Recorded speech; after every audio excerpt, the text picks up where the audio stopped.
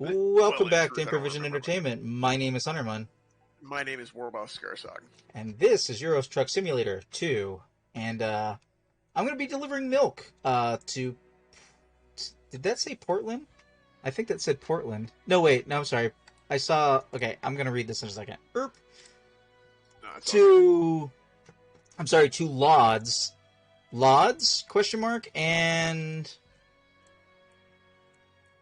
Oh, I was looking at Poznan. Poznan, which is near it on the map. Anyway, sorry. You were about to No, say it's all about knowing people in Orlando. Okay, so, but the individual that I had issues with was very much just. They were cheese weasels, and they had been in NES for a really long time, and I was new blood, but I was also the storyteller. Wait. I actually am not sure I know the phrase I met tweez. Cody and What is Jen cheese through- weasels? Cheese weasel meaning power gamer. They make Okay, cheese that's characters exactly that, what I thought that meant. One shot people. Now that the ads are over, Captain Soja, if you're still there, sorry I missed your text a few moments ago. I hope you are still listening. And like they were started off MC13. Like this guy had it was insane. Ah, yes. But he One had of the been things there I for definitely forever. don't want in an org is the ability to put money in and get more experience points because you supported the org with more money. I think that's total bullshit. Every organization needs fiscal backing. So if the system is not abused and there is a cap that can be applied to each person or a diminishing returns marker, then I would be accepting of it. Or give them rewards in other ways. Go straight on. In fairness, I don't think it should ever be an in-game reward. But I don't. Yeah, but not experience incentive points is for- an in-game reward is kind of the problem. Right. I don't think people should be able to purchase XP in any way, shape, or form. Yeah, I agree with that. I don't agree with I it in used to fucking allow video for games it. either, microtransaction bullshit. Like, I used to allow for it, in, the form of donation to the games. If somebody brought chips for everyone, yeah, I would give them an extra XP because that's being nice to the entire team. Everybody wins, so yeah, give that dude an XP because nobody's gonna complain. And I had people who every game they wanted that XP, and sure as shit, it caught on. Everybody, save for a couple of people who did it. I mean, that's how I went up in. That's how I went up in level. Is I brought 12 packs of soda to game each time. Right. Like that's the bought- most I could afford. Right, I would bring, a box, box of soda or something like that. Back in and I would allow for it too. And I have no problem with rewarding the players like that. But the way in which, like, he had been in the org for a really long time and basically had just used his higher MC because they apply trust based off of MC level, which is not appropriate. Oh yeah, pay to win, Captain Soja. You're correct. Pay to win. But yeah, it's basically pay to win. But because he was an M13 and I was an M5, he was like, well, I'm going to go get the national storyteller. And I'll be like, I'll tell him to fuck off too. Oh, speaking of which, Captain Soja, we're in the Valheim chat. If you want to actually physically join us on chat, that would be cool. Sorry, go on. But he continually was bringing stuff into the game, and he would contest me on my ruling. I'm sorry, it doesn't matter. Like, I'm the final point of authority in any game I run. I don't care who's over me. Do you want to know why? Because it's a game. I'm the one who's handling the organization, and if I don't get my way, I just won't run. Y'all can find a new fucking storyteller. Yeah, I mean, that's basically how it's supposed to be. I understand the premise of high approvals for things because there should be super rare in the universe. Like, right, and coordinating and making sure everybody's got that. But he was a player in my game. He was not a storyteller. He had just been in the org for like 9 years. Right. Hang on a second, my wife's hopped in there to talk to me. Oh, the nose. So much wife. Get ready to turn left. I hope she gets to enjoy that racing game.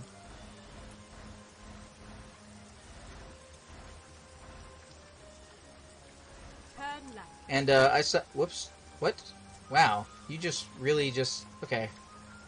The roads are so much more narrow in Europe. Earth. So this is the port icon? Oh wait, hold on. I need to check and see where I'm going. Grinsdanks?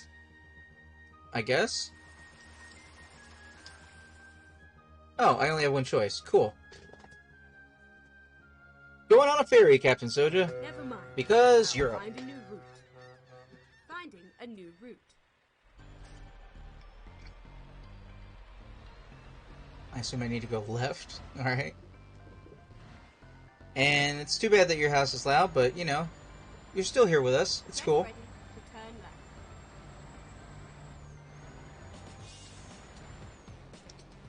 left. I also get depending on how long that you're at sea, your character also gets like a little bit of a nap. So if you look over at my little bed icon on the left side, or on the right side there, above my mini map, it's now empty again. I wasn't traveling that long, but like, it basically undid. Okay. Also, did you know in Europe the stoplights go red, yellow, green? I mean, red is still stop, but they have, like, the yellow is to indicate when you're about to be able to start moving. I've learned a lot about traveling in Europe throughout the course of this game. I've been squirming all over the place. Okay, I need to get over, and if you're going to hang back there for a second, I'm going to do that.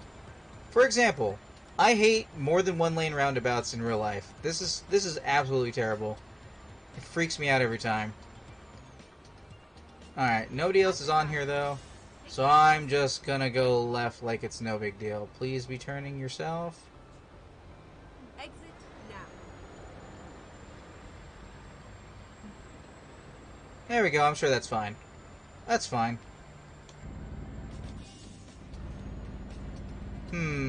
This might be an interesting truck. I think I'm gonna go with the Mercedes when I pick up my truck though.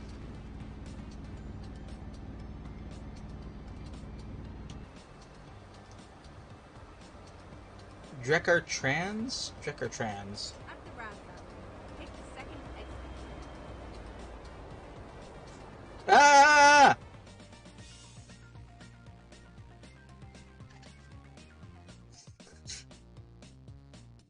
My controller lost sync. I just started going straight.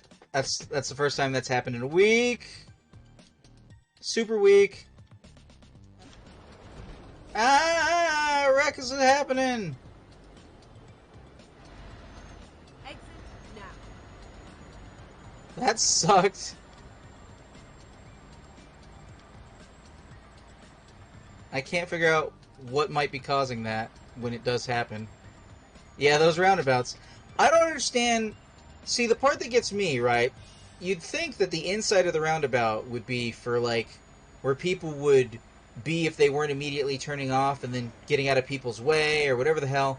But, like, I've had the AI take a right-hand turn from the left inner lane of the roundabout and to, like, take an exit. I'm just like, is that legal? Are they simulating illegality? Because I would be so concerned about that happening. I need to speed up now. Oh, I guess it's no longer raining.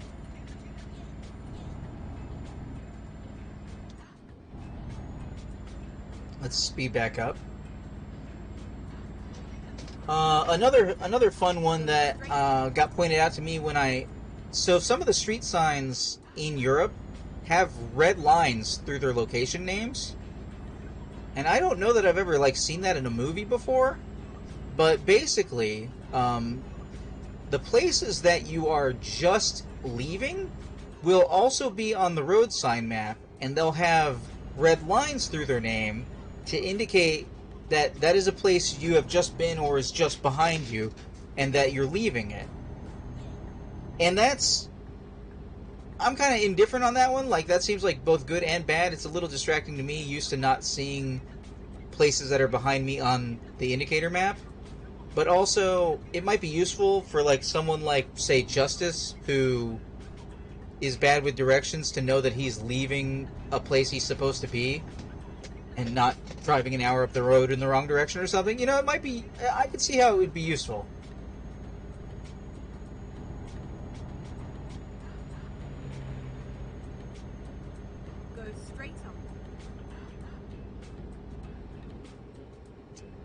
And I have back. oh, okay. So let me see. Oh, very good pre-GPS. Yeah, yeah, that makes sense, Captain Soja. I can see that. Pre-GPS, but now we have GPS. So I'm sorry. So you were in the middle of. I'm trying to remember exactly where you were, Carl, because I was trying to bookmark. Oh, a speeding violation. So well, look at me. The individual was trying to bring a bunch of stuff into my game that I was like, look, no. And then he would countermand my rulings and go over my head. The national storyteller came at me and he's like, look, you got to do this. And I'm like, no, I don't. He's like, I'll kick you out of the org. And I like, can't kick me out if I quit. So are you gonna? That's actually not true. They can kick you out if you quit. Storyteller, or are you gonna let me have my way? Because remember, I work for you. He's just a player. He didn't like that too much.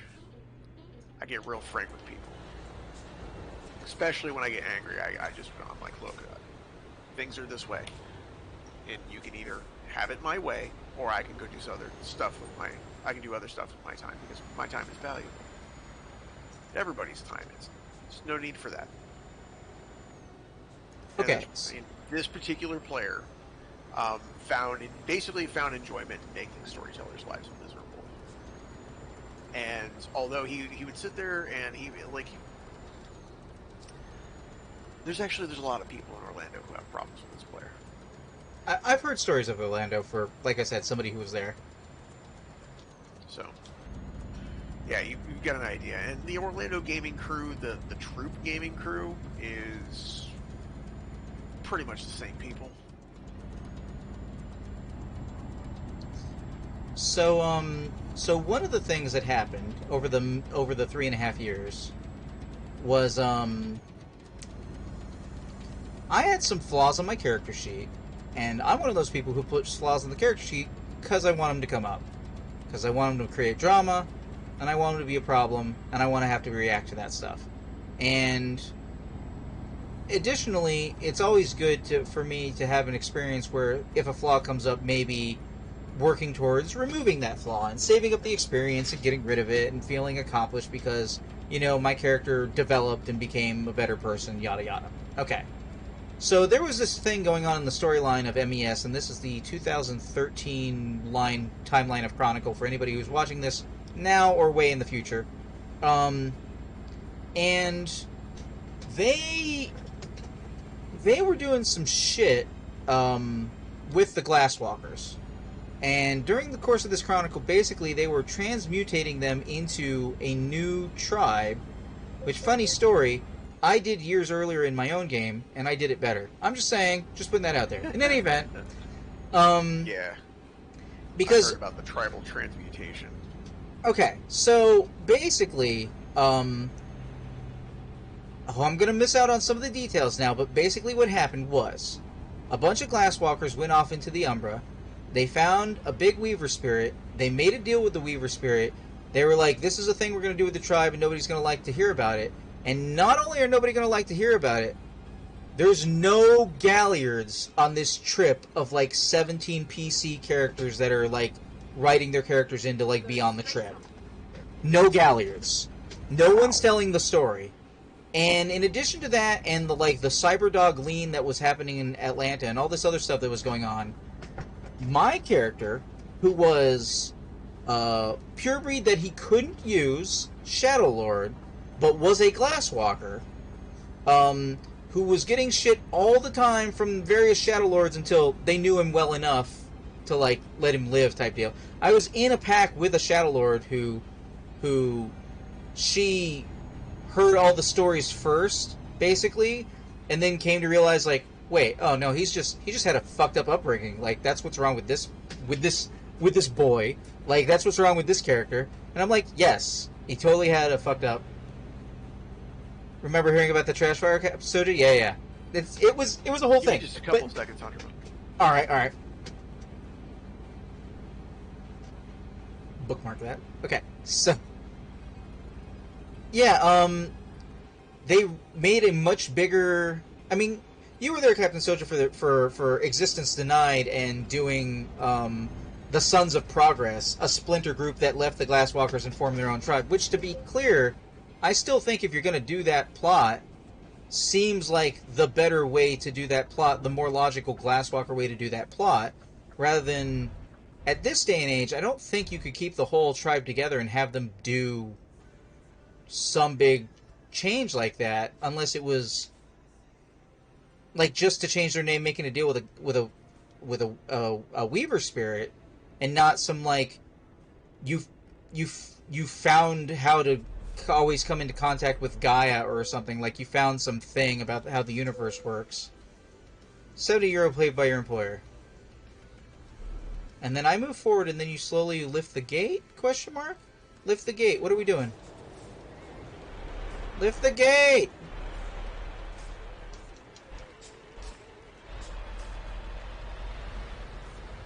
Because especially if you're going to, like, cyberize, which is what was going on in my game, like, yeah, some Glasswalkers are going to be like, no, that was the whole Cyberdog thing, and we definitely decided not to do that, so we're not joining you. And that just makes sense. I think. I mean, I was a storyteller at a single game, doing a troop game, so I had all the room in the world to execute. So, but just straight up, I do just think my story concept as well as the execution went over better than it did in MES. I don't know where Carl got pulled. I was just filling time. Okay. So my Glasswalker character. Sorry, you were saying? Okay, so there was one year that the game, that the Orlando game in MES. It was the year that I had ran. Wait. I was holding the story for you. Is this Cairn building? Wait, hold on. I was holding the story for you. Did you? Are you about to? Is this going to be relevant to the Glasswalker thing, or? This might be the same game. What year was it? Because I'm talking 2013 plus Chronicle. 2013 to 2017? Yeah. Let me double check because I still have some of those emails. Okay. Do you want me to keep talking, or are you going to step away? Oh, no, I'm right here. Oh, okay. So, my character has been basically browbeat by a couple of Glasswalker characters, but more importantly, the Glasswalkers allowed my character to lose rank because of, and I'm just going to say it, out of character, metagaming by certain players who don't like me, or rather, not so much don't like me, but are opportunistic about being a bit... Whoa, what's happening? Right. Oh, I'm glad I don't need to go that way, I don't think. So, alright, that road is closed now, apparently. I knew that was going to happen. I fucking knew that was going to happen. Sometimes the end character is, or first person is better, and sometimes it's not. Okay, so basically, Yeah, entire. I'm looking at my email. This is the same character in 2016. That was the same Chronicle. Yes, that would have been the same Chronicle. Yes. Right. At the beginning of that Chronicle, I started the Orlando game, in the first event that was run in the southeastern region was basically that Cairn opening. That's actually how I met Cody and Jen, and then to you. Oh, yeah. So that Chronicle. Cody and Jen were they were ASTs of the Cairn creation of the Cairn that was in the Greenville game, which was a year after Chronicle start. May would have been May 2014. Right, like mine was. I think it was May. It was like the very first big game of the Cron down here, definitely in Florida. We had people from freaking everywhere. There were like 98 people there at the hotel. Sounds right. We had. I'm pretty sure we had comparable numbers because we had against my usual want, the storyteller planned the Cairn creation a year in advance to make it so that was the big monthly event game of that month the next year. Right. basically he set it up so that he could do lead up, and so that the last game before maybe somebody else was elected storyteller would be that game that he would be running. Okay, so in that chronicle, yeah, all this stuff was happening with the Glasswalkers. One of the things that happened, like you know how I said there were like 7 to 9 different things that all came at me, different events in MES, harassment, yada yada.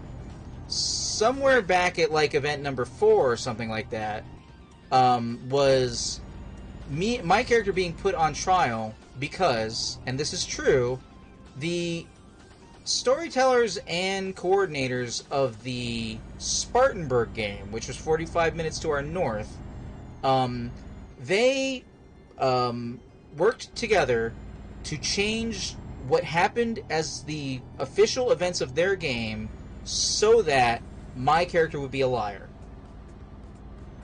Because, you know, the LST local storyteller, the DST domain storyteller, they have different time frames and stuff that they can change how events happen as long as they don't drastically affect people. And, you know, they didn't give a single shit about drastically affecting people. But their ruling was that the LST or the DST, I don't remember the specifics at this point. If we need to go looking through the 313 emails I concatenate into a giant fucking PDF, we can do that. But, for my appeals. But, point being, they retconned my character in such a way that, so they called me out for something I didn't do at their game, or rather, they literally called me out for something I did do, but then they said in character I didn't do. At their game, when they were having the event, they called me out on the big national email list, right? In character. So they called me out in character for their characters who were at the game, who saw me do the thing that I did, but that as storytellers, they made it so I didn't do, so that they were telling the truth in character because they were manipulating the events out of character to make it so that I was the liar. So that happened. So, because that happened, and because people came to investigate what was going on, and because the RST overseeing the event, this is the next event that happened, so they try and put my character on trial because it's no longer, I'm advised to no longer go near the Spartanburg game. And so, like, event number 4 is, they put my character on trial, they bring in a bunch of PC characters who have no reason to need to know what the fuck was going on with the metagaming, right? So they like, you shouldn't need to be informed terribly that you're walking into drama bullshit. Everything should just not be drama. It should be like the expectation, and that was their expectation. But when they finally got in and things started to get confusing because so many people were talking out of character while simultaneously talking in character and not doing the right amount of parentheses and yada yada, all this stuff, the RST, or I believe the ARST, no, the RST at the time, who was overseeing the out-of-character commotion to make sure that everything stayed on the up and up, fucking rage quit the encounter. He left. He was like, I'm not dealing with it. You people need to figure out your shit. And we're over here being on the side of, you know, goodness and righteousness, and we're the ones getting fucked over. Because you see, that was the original turning point for getting everybody else involved, right? Up to this point, I keep getting fucked over by the people in Spartanburg for being a bunch of assholes, okay?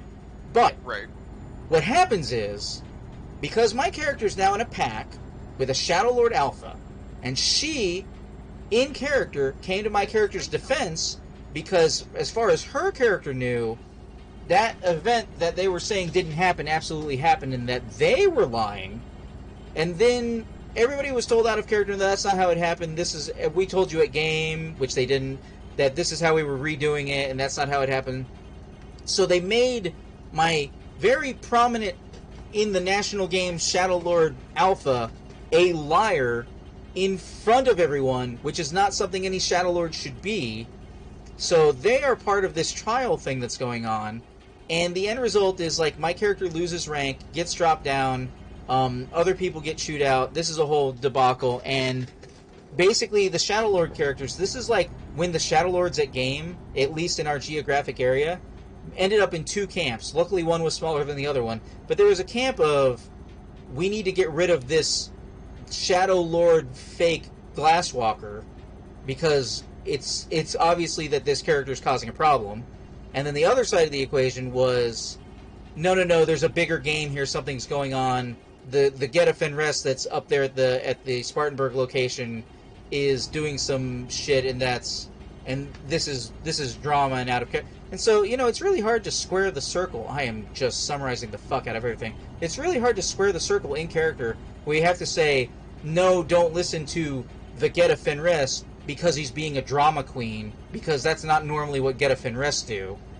And then also have to be like, so, was it true or was it not for what was happening with the character, Shadow Lords, everything. Okay. And that's all lead up, that was all a side quest to the point I was trying to make about the Glasswalker situation. So my character's basically been screwed over by Glasswalkers and shit going wrong and all this other stuff. And he hears that a big Weaver spirit is being made a deal with to rename the Glasswalkers, and that they might take it up as a new totem or something, as opposed to Cockroach. And my character is like, just fucking pulls the parachute. Like, just pulls the chute. Like, no, I'm out. This is not happening. This is dangerous. Something has gone wrong inside the tribe. I don't know what it is. I can't know what it is because they didn't bring any fucking Galliards along. Somebody who would know what the story is and be able to tell everybody. They didn't go along to this big Umbral Quest event. So I go through the effort of approaching what's going on at game and approach my storytellers. I'm like, okay, I always thought there was a chance that there could be a storyline. I haven't ruled it out. When you put this shit on your character sheet, there's always a chance. And one of those things was the pure breed on the character sheet. So I have the pure breed. It does nothing except for maybe negatively affect me. I have this entire background I've been dealing out with, like, trying to come to terms with the character's father, yada yada, all these things for the past couple of years. So I was like, here's what I want to do, guys. I want to go through the rite of renunciation. I want to switch tribes. And we have this fucking epic event. Like, at one point, I am staring down Wendigo, and the storyteller's like, that Wendigo, if you fight him, that he's going to, like, kill you. I'm like, if I don't come back with this thing, I fail a rite of passage that is the only way for my character to have a tribe and move forward. And I'm basically dead anyway. So, as much as it sucks, I gotta fight Wendigo. Like, I gotta do this thing, because I'm trying to take this back for Wendigo back at the Sept, this item that's part of this quest on the Rite of Passage. We have this whole epic thing. I don't have to go into it, but you get the idea. I become a rank 1 Shadow Lord. And at some point during this event that's happening, over the weeks that this is occurring, like the 3 weeks that we do these games, and we're doing, like, this side questing and stuff like that, one of the, back to, like, we were talking about, like, how you need to notify people up the chain for stuff that you're doing and whatnot. Right. Or rather, I'm sorry, you need to ask them permission to do, to have certain types of characters and stuff like that, right? Right. But one of the other things you need to do in MES is occasionally notify them. So we notified them. This was high notification. So we got to make sure that the RST is aware that what has happened is my character has renounced their tribe. They've gone through the whole thing. They've been accepted as a rank 1 Shadow Lord after weeks of going through it and having lead up and story and yada yada. And the guy's like, no, I don't think you can do that. And we were like, no, we're just letting you know that this is happening. Yeah, I don't think you can do that. He replies back. And at some point, we basically have 3 characters from game, the storyteller, the assistant storyteller, and the domain coordinator going, no, you don't understand. This is high notification. We are notifying you that this has happened. We are not asking for your permission. We don't have to ask for your permission. That's not how this works. And that kind of shit just pisses people off. But, when you got the power thing, like to what you were saying, like, that's what made me think of it. Like, no, we don't have to ask you to do this thing. We just have to tell you we're doing it, because it's kind of a big fucking deal, and the spirits would know, and, maybe some Galliards would hear about it. Like, we get it. High notification. Makes total sense. Somebody renounced their fucking tribe, and, like, that basically never happens. Basically. But here, you've been fucking notified. Right. Like you can't stop them from renouncing their tribe. Right, that's You what they're can't just. stop them from putting them through a rite of passage. Yeah, we were trying to be Can't very stop courteous, the but spirit. Like the but only after thing you might be able to do is you might be able to go to like global, and like at that level, the global storytellers would be like, "Who cares?" Because there's written instances in White Wolf where people renounce their fucking tribes. It happened. yeah, they renounced their auspice. Like it happens. Auspice and tribe both, yes. Yes.